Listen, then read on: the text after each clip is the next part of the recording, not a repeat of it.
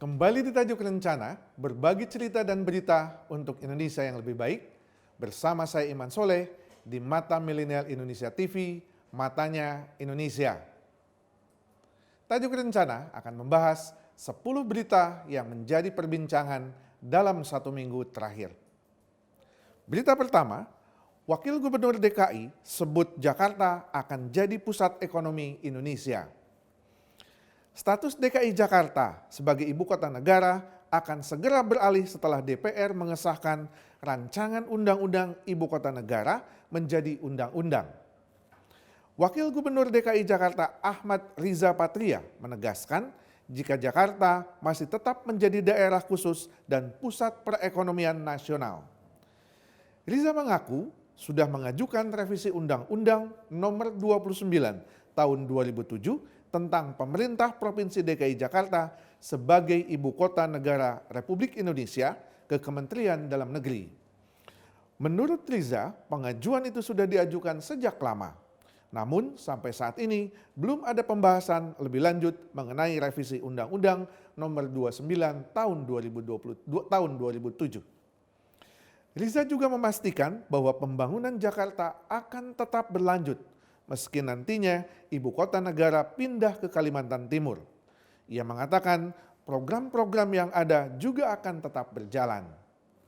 Sebelumnya, DPR telah mengesahkan rancangan undang-undang ibu kota negara menjadi undang-undang. Pengesahan dilakukan dalam rapat paripurna DPR pada hari Selasa 18 Januari 2022.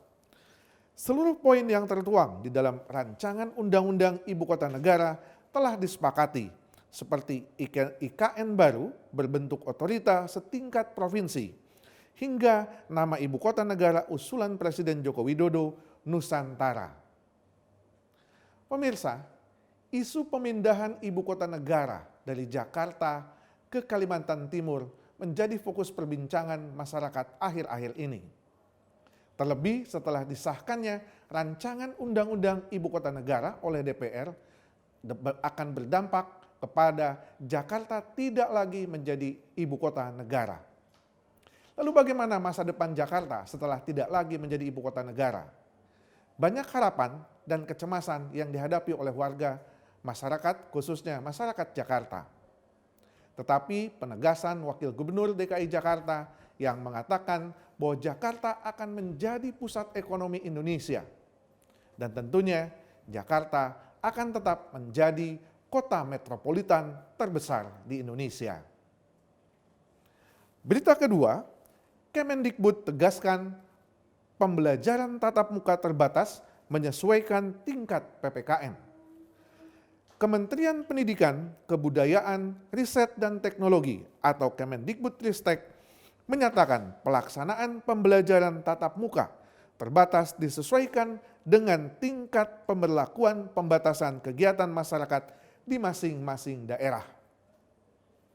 Sekretaris Jenderal Kemendikbudristek Suharti menegaskan jika PTM terbatas 100% hanya bisa dilakukan di daerah PPKM level 1 dan 2 dengan tingkat vaksinasi dosis 2 bagi pendidik dan tenaga kependidikan di atas 80% dan lansia di atas 50%. PTM terbatas dengan kapasitas 50% dilakukan di daerah dengan PPKM level 1 dan 2 lainnya, serta PPKM level 3 dengan tingkat vaksinasi dosis 2 bagi PTK di atas 40% dan lansia di atas 10%. Sementara pembelajaran jarak jauh penuh dilaksanakan di daerah PPKM level 4 dan PPKM level 3 dengan tingkat vaksinasi dosis 2 bagi PTK di bawah 40% dan lansia di bawah 10%. Suharti menambahkan PTM terbatas 100% juga dilaksanakan di daerah-daerah terpencil yang tidak ditemukan kasus COVID-19. Suharti juga menjelaskan dalam SKG 4 Menteri diatur bahwa PTM terbatas mesti diberhentikan sekurang-kurangnya 14 kali 24 jam apabila terjadi klaster penularan COVID-19 di satuan pendidikan dengan angka positivity rate dari tes acak di atas 5%. Dan warga satuan pendidikan yang masuk notifikasi hitam di atas 5%. Sementara apabila setelah dilakukan surveillance ditemukan bahwa tidak ada klaster atau angka positivity rate di bawah 5%, PTM terbatas hanya dihentikan pada kelompok belajar yang terdapat kasus konfirmasi dan atau kontak erat COVID-19 selama 5 kali 24 jam. Suharti menambahkan, Kemendikbudristek juga telah melakukan tes acak bekerja sama dengan Dinas Kesehatan di 53 kabupaten kota terhadap 76.144 sampel. Pemirsa, pembelajaran tatap muka 100% sudah mulai dilakukan pada awal bulan Januari 2022. Pembelajaran tatap muka dilakukan setelah program vaksinasi nasional telah berdampak kepada pembentukan herd immunity. Pembelajaran tatap muka secara 100% memang tidak beresiko, tetapi angka yang menunjukkan bahwa di beberapa sekolah terdampak, maka pembelajaran tatap muka perlu dipertanyakan kembali. Mudah-mudahan pembelajaran tatap muka bisa terus berlanjut dan ini akan berdampak kepada proses pembelajaran bagi anak-anak siswa didik agar tetap memenuhi COVID atau memenuhi aturan COVID-19 yang berlaku. Berita ketiga, Prabowo sebut Republik Indonesia dihantui ancaman Indo-Pasifik. Menteri Pertahanan Prabowo Subianto menegaskan jika letak geografis Indonesia berada di kawasan Indo-Pasifik memunculkan berbagai ancaman yang dapat membahayakan kedaulatan negara. Ancaman ini melalui sektor militer, non-militer, dan ancaman hibrida. Adapun ancaman militer seperti halnya kekuatan militer asing, kekuatan bersenjata dari dalam negeri seperti konflik terbuka, perang konvensional, pelanggaran wilayah perbatasan laut hingga udara, separatisme, infiltrasi, hingga spionase. Pada kesempatan itu, ia pun memberikan sejumlah atensi bagi jajarannya dan Tentara Nasional Indonesia. Di antaranya, Prabowo meminta peningkatan kesiapan dan profesionalisme pertahanan keamanan untuk penanganan terorisme, radikalisme, hingga aksi separatisme. Ketua Umum Partai Gerindra itu juga meminta penguatan kerjasama pertahanan dengan negara-negara Asia dan negara lainnya. Selain itu, ia meminta terwujudnya pembentukan satuan produksi pada satuan-satuan TNI yang disesuaikan dengan kebutuhan untuk mengoptimalkan TNI melalui operasi militer perang maupun operasi militer selain perang. Pemirsa, Indonesia adalah negara strategis di kawasan Indo-Pasifik. Saat ini, Indonesia memegang presidensi negara-negara G20 dan menunjukkan semakin strategisnya posisi Indonesia. Tetapi di luar itu, ancaman Indonesia tidak sedikit, baik ancaman internal maupun ancaman eksternal. Ancaman internal kita dihadapi dengan ancaman separatisme dan ancaman radikalisme dan terorisme. Sedangkan ancaman eksternal kita mengetahui konflik Laut Cina Selatan yang semakin memanas dan dinamika global yang menunjukkan pertahanan keamanan Indonesia perlu semakin diwaspadai dalam peningkatan hubungan antar negara-negara lain. Berita keempat, protes penggunaan bahasa Sunda. Arteria Dahlan minta maaf dan siap terima sanksi dari partai. Anggota DPR fraksi PDI Perjuangan Arteria Dahlan meminta maaf kepada masyarakat Sunda. Dia mengaku bersalah karena pernyataannya yang meminta petinggi Kejaksaan Tinggi atau Kajati Jawa Barat dipecat lantaran menggunakan bahasa Sunda pada saat rapat. Pernyataan ini disampaikan Arteria sesaat setelah menghadap Sekretaris Jenderal PDI Perjuangan Hasto Kristianto dan Ketua Bidang Kehormatan PDI Perjuangan Komarudin Watubun. Arteria juga memohon maaf yang sebesar-besarnya kepada seluruh warga masyarakat, kepada seluruh tokoh masyarakat, tokoh adat, tokoh agama, tokoh pemuda, dan seluruh elemen masyarakat Sunda. Karena Arteria menganggap orang Sunda itu bagian dari keluarga besarnya. Arteria menegaskan pernyataannya tidak bermaksud untuk merendahkan dan menyakiti warga Sunda atau Jawa Barat, serta tidak ada kaitannya dengan PDIP maupun fraksi PDIP. Arteria berharap hubungan silaturahmi antara ia dengan masyarakat Jawa Barat dan suku Sunda dapat terus berjalan sebagai keluarga besar. Ia juga berharap kritik yang diarahkan kepadanya terkait pernyataannya itu dapat menjadi pelajaran baginya agar bisa bekerja sama dengan lebih baik. Dalam rapat Komisi 3 DPR dengan Jaksa Agung pada Senin 17 Januari 2022, Arteria meminta Jaksa Agung Sanitar Burhanuddin untuk mencopot seorang Kajati yang berbicara menggunakan bahasa Sunda dalam rapat. Arteria menilai seorang Kajati perlu menggunakan bahasa Indonesia dalam rapat agar tidak menimbulkan salah persepsi orang yang mendengarnya. Pernyataan itu pun menuai respon negatif dari publik, khususnya masyarakat Sunda. Gubernur Jawa Barat Ridwan Kamil meminta Arteria meminta maaf atas perkataannya itu. Selain Ridwan Kamil, pernyataan Arteria juga menuai protes dari Wakil Gubernur Jawa Barat UU Ruzanul Ulum, anggota DPR Dapil Jabar yang juga ex-Bupati Purwakarta Dedi Mulyadi, budayawan Sunda Budi Dalton, dan sejumlah pihak lainnya. Pemirsa, isu sektarian dan kesukuan kembali muncul dalam perbincangan-perbincangan atau lontaran-lontaran politik yang dilakukan oleh tokoh politik akhir-akhir ini. Pernyataan Arteria Dahlan tentang bahasa Sunda memunculkan kontroversi tentang betapa pentingnya bahasa yang terkait dengan kesukuan. Sebagaimana dimaksud bahwa bahasa Sunda adalah bagian dari budaya Indonesia dan merupakan bahasa persatuan yang selama ini diakui baik secara undang-undang maupun non-formal.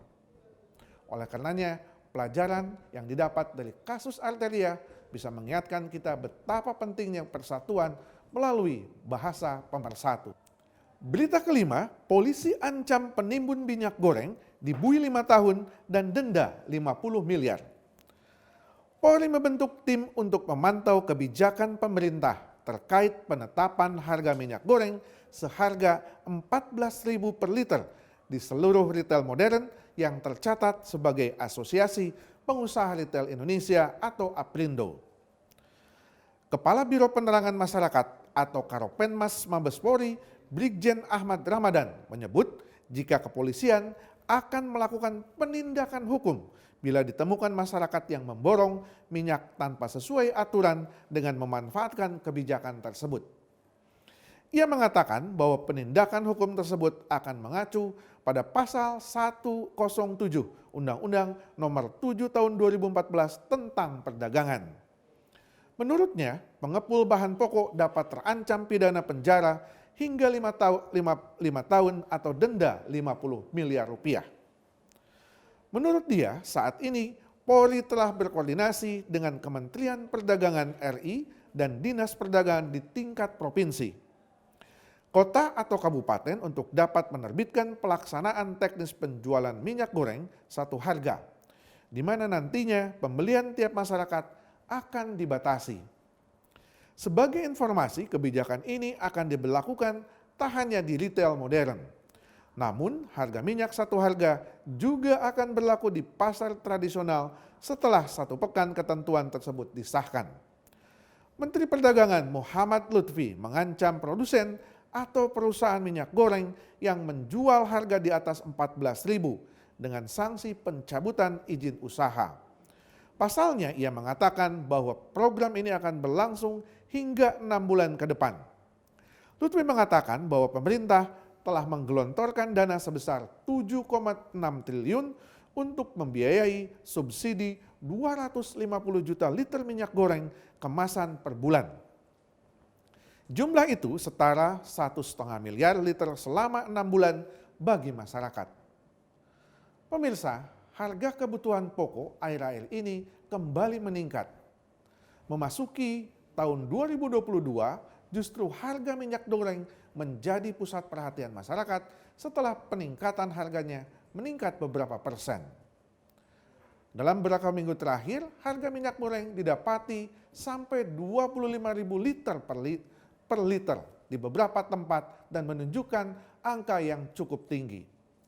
Kebijakan pemerintah untuk melakukan pembatasan dan menyamakan harga satu harga di beberapa tempat membuat masyarakat tidak kesulitan membeli minyak goreng. Permasalahannya akan timbul ketika masyarakat dibatasi pembelian hanya untuk beberapa liter atau beberapa kemasan. Tetapi kebijakan ini perlu didukung agar masyarakat tidak merasa kesulitan untuk membeli kebutuhan pokok, terutama dalam hal ini minyak goreng. Selanjutnya kita akan berbicara tentang kondisi Papua terakhir.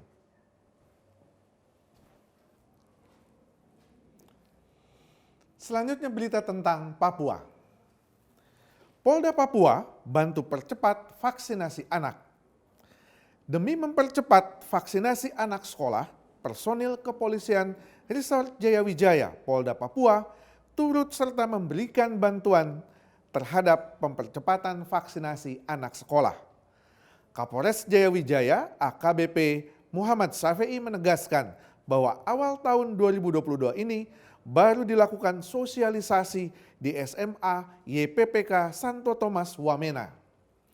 Polisi berharap dengan bantuan sosialisasi itu, masyarakat Jayawijaya tidak termakan informasi bohong yang menakutkan mereka tentang vaksinasi.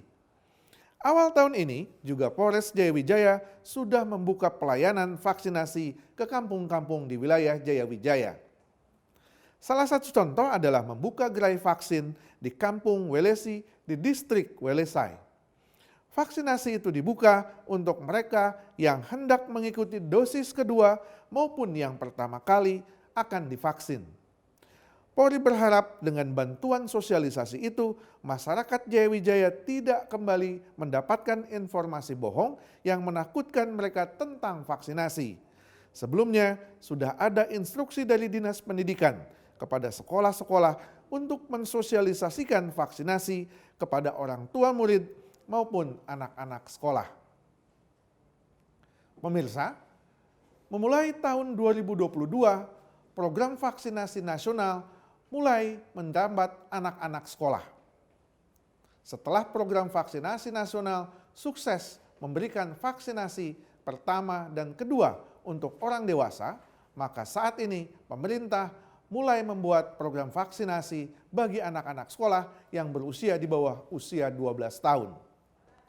Bantuan sosialisasi yang dilakukan oleh Polri terhadap masyarakat-masyarakat di Papua, khususnya di Jayawijaya, akan memberikan pemahaman betapa pentingnya program vaksinasi bagi kekebalan dan imunitas masyarakat.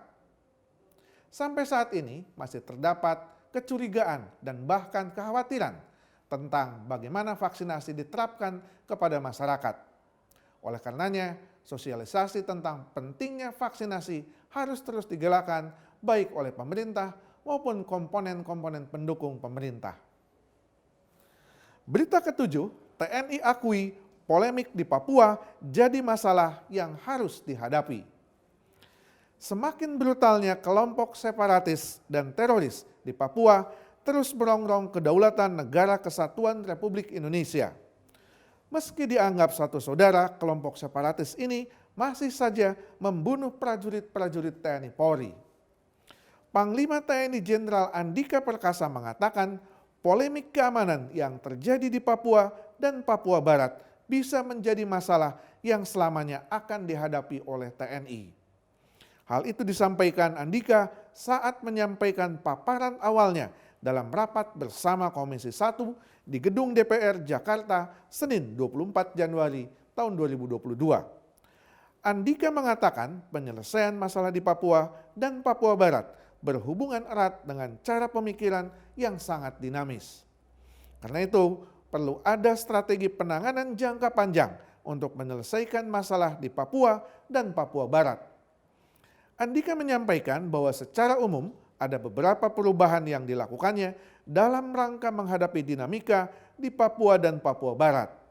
Salah satunya adalah dengan mengembalikan tugas atau operasi yang ada di Papua dan Papua Barat.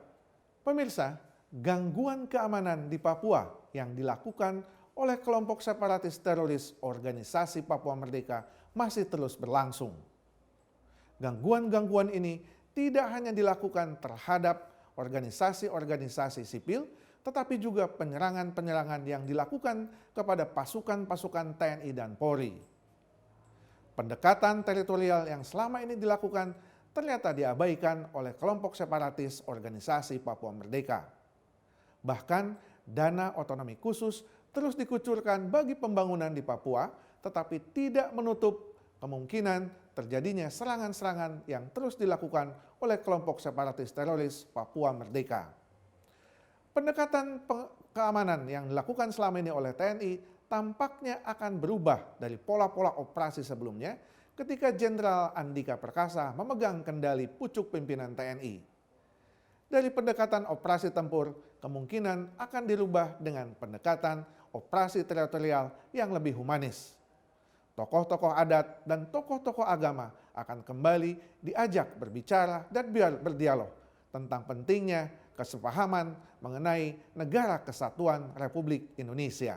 Berita ke-8, Kantor Sekretariat Presiden akan pastikan Bupati Langkat dihukum seberat-beratnya soal kerangkeng manusia. Kantor Staf Presiden mengutuk keras dugaan praktik perbudakan oleh tersangka suap Bupati nonaktif Langkat terbit rencana perangin-angin. Deputi 5 KSP Jaleswari Pramodawardhani menegaskan jika pemerintah akan memastikan pihak-pihak yang terlibat dalam praktek tersebut mendapat hukuman yang setimpal. Jaleswari juga menambahkan atas dugaan kejahatan ini terbit melanggar berbagai perundang-undangan. Terkait kasus suap, terbit berpotensi dijerat pasal KUHP dan Undang-Undang tentang Tindak Pidana Korupsi. Sementara itu, mengenai dugaan perbudakan, terbit bisa disangkakan melanggar Undang-Undang Nomor 5 Tahun 1998 tentang pengesahan Convention Against Torturing Others Cruel, Inhuman or Degrading Treatment or Punishment atau Konvensi Anti Penyiksaan yang diratifikasi Indonesia setelah memasuki masa reformasi 1998. Jaleswari pun mengaku prihatin atas munculnya dugaan kejahatan ini. Jaleswari mengaku dirinya sangat mengapresiasi masyarakat yang melapor ke Migrancare yang kemudian meneruskannya ke Komnas HAM. Ia juga berterima kasih kepada Komisi Pemberantasan Korupsi yang berhasil menjaring terbit melalui operasi tangkap tangan. Sebelumnya diberitakan Bupati nonaktif Langkat terbit rencana perangin-angin diduga melakukan tindak perbudakan terhadap puluhan manusia. Hal ini pertama kali diungkap oleh Perhimpunan Indonesia untuk Buruh Migran Berdaulat atau Migrancare. Menurut Migrancare, pihaknya menerima laporan adanya kerangkeng manusia serupa penjara, yakni berupa besi yang digembok di dalam rumah terbit. Diduga kerangkeng itu digunakan sebagai penjara bagi para pekerja sawit yang bekerja di ladang bupati tersebut. Anies mengungkapkan ada 2 sel di dalam rumah bupati yang digunakan untuk memenjarakan sekitar 40 orang pekerja. Jumlah itu kemungkinan besar lebih banyak daripada yang saat ini telah dilaporkan. Mereka disebut bekerja sedikitnya 10 jam setiap hari. Selepas bekerja, mereka dimasukkan ke dalam kerangkeng, sehingga tak memiliki akses untuk keluar. Para pekerja bahkan diduga hanya diberi makan 2 kali sehari secara tidak layak. Tak hanya itu, mereka juga mengalami penyiksaan, bahkan tidak diberi gaji. Pemirsa, isu kerangkeng manusia kembali disorot oleh masyarakat. Pada masa ini, kerangkeng manusia menjadi pertanyaan besar. Untuk apa kerangkeng itu dibuat? Bahkan di dalam rumah seorang bupati. Walaupun misalnya para pekerja itu dikatakan sebagai para pecandu narkoba yang sedang menjalani pengobatan, tetapi apakah layak mereka disimpan di dalam sebuah kerangkeng? Pertanyaan ini akan semakin melebar ketika Bupati Langkat tersebut terduga kasus korupsi dan juga terduga kasus-kasus lainnya. Hal ini perlu dilakukan penyelidikan lebih lanjut oleh Polri agar tidak berita membuat simpang siur dan menjadi kekhawatiran masyarakat menjadi semakin meluas. Oleh karenanya, penyelidikan oleh Polri ditunggu oleh masyarakat tentang kepastian apakah kerangkeng itu digunakan untuk perdagangan manusia atau justru pengobatan para pecandu narkoba. Berita ke-9, Indonesia Singapura teken perjanjian ekstradisi, mencegah tindak pidana lintas negara. Menteri Hukum dan HAM Yasona Laoly telah menandatangani perjanjian ekstradisi Indonesia-Singapura di Bintan, Kepulauan Riau. Perjanjian itu disebut dapat mencegah dan memberantas tindak pidana yang bersifat lintas batas negara seperti korupsi, narkotika, dan terorisme. Yasona menjelaskan perjanjian ekstradisi Indonesia-Singapura memiliki masa retroaktif atau berlaku surut terhitung tanggal diundangkannya atau berlaku selama 18 tahun ke belakang. Hal tersebut sesuai dengan ketentuan maksimal kadaluarsa sebagaimana diatur dalam pasal 78 Kitab Undang-Undang Hukum Pidana Indonesia.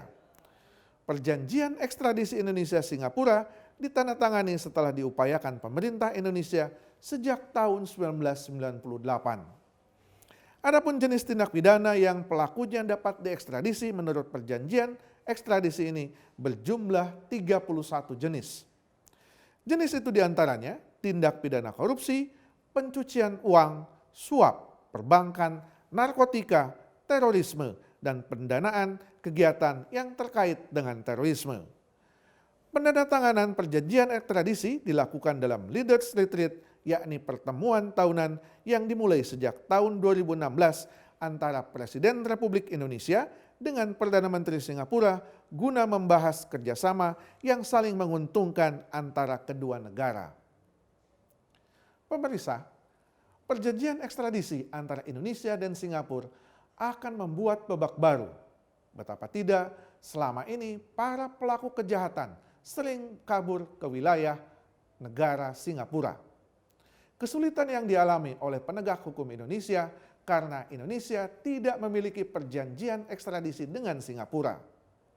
Para pelaku tindak kejahatan, baik kejahatan kriminal biasa atau bahkan sampai kepada penjahat yang masuk klasifikasi korupsi, selama ini tidak bisa dikejar atau dikembalikan ke Indonesia karena Indonesia tidak memiliki perjanjian ekstradisi dengan Singapura. Penandatanganan ekstradisi yang dilakukan oleh pemerintah Indonesia dengan Singapura saat ini akan memberikan peluang bagi para penegak hukum untuk mengembalikan para penjahat yang selama ini bermukim di Singapura atau bersembunyi di Singapura dan akan dikembalikan ke wilayah Indonesia dengan berlakunya hukum Indonesia. Berita ke-10, Presiden Joko Widodo menyebut booster pagari masyarakat dari Delta dan Omikron. Presiden Joko Widodo mengatakan vaksinasi COVID-19 dosis ketiga atau booster akan memagari masyarakat dari penyebaran varian Omikron dan Delta. Presiden Joko Widodo ingin masyarakat segera mendapat vaksin booster. Ia meminta seluruh elemen pemerintah untuk menggencarkan penyuntikan dosis ketiga di berbagai daerah. Jokowi juga meminta laporan vaksinasi COVID-19 dari Natuna dan Karimun. Pemerintah Kabupaten Natuna melaporkan vaksinasi dosis pertama untuk lansia sudah mencapai 77,1%, sedangkan dosis kedua mencapai 60,27%. Kemudian vaksinasi COVID-19 untuk anak usia 6 hingga 11 tahun di Natuna sudah mencapai 85,58% dan dosis kedua baru mencapai 11,23% karena baru dimulai pekan ini. Sementara itu, pemerintah Kabupaten Karimun melaporkan vaksinasi dosis pertama untuk anak-anak sudah mencapai 87,16%. Adapun dosis kedua sudah menembus angka 73,57%. Sebanyak 67,8% lansia di Karimun sudah menerima vaksin COVID-19 dosis pertama dan sebanyak 57,69% lansia menerima dosis kedua.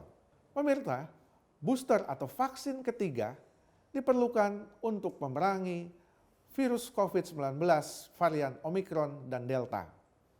Selama ini, varian Omikron menjadi kekhawatiran masyarakat setelah beberapa orang, bahkan pada minggu ini masuk beberapa ratusan orang terkena virus varian Omikron. Penyuntikan dosis ketiga diperlukan agar masyarakat lebih meningkatkan kewaspadaan terhadap virus varian Omikron. Program vaksinasi nasional yang sudah berhasil pada tahap tahun 2021 akan terus dilakukan pada tahap kedua pada tahun 2022 dengan pemberian fasis ketiga atau pemberian dosis ketiga atau booster. Hal ini diharapkan akan lebih meningkatkan herd immunity di kalangan masyarakat ketika virus COVID-19 belum dinyatakan berakhir. Terima kasih telah menyaksikan Tajuk Rencana. Saya Iman Soleh, pamit undur diri. Tetap saksikan Tajuk Rencana di Mata Milenial Indonesia TV, Matanya Indonesia.